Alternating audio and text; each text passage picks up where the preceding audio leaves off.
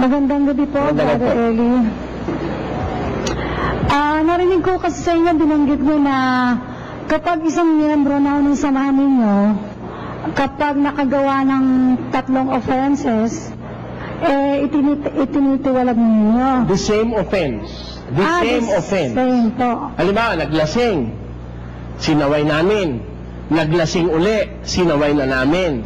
Naglasing na naman uli, sinaway na naman namin. Ang kasunod huron, titiwalag na namin. Ngayon ho, let's say matiwalag na ho.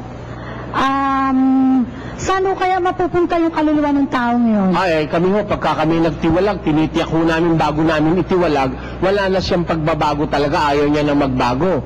At pagka ayaw na hong magbago, well, ang punta ho nun, impyerno na. So wala na ho siyang chance ba? Hindi, bahala sa Diyos na siya.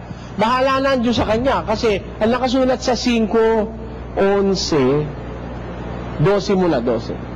Sapagkat ano sa akin ang humatol sa nanga sa labas, hindi baga kayo nagsisihatol sa nanga sa loob, datapwat sa nanga sa labas ay Diyos ang humahatol. Alisin nga ninyo sa inyo ang masamang tao. pag masamang tao na ayaw magbago, alisin mo, bahala na ang Diyos sa kanya.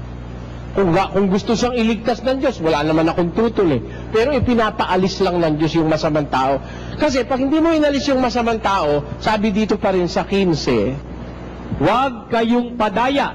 Ang masasamang kasama ay sumisira ng magagandang ugali. makakasira po yun sa magandang ugali yung masamang kasama. Kaya pinapaalis yun. Kumbaga sa kamati, sa isang kaing, merong bulok, di mo inalis, lahat yun mabubulok eh.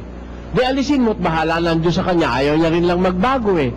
Ayaw niyang tumigil sa paglalasing. O kaya ayaw niyang tumigil sa pambababae. Pinangusapan mo na, inulit mo pa uli, ulit ka ng ulit.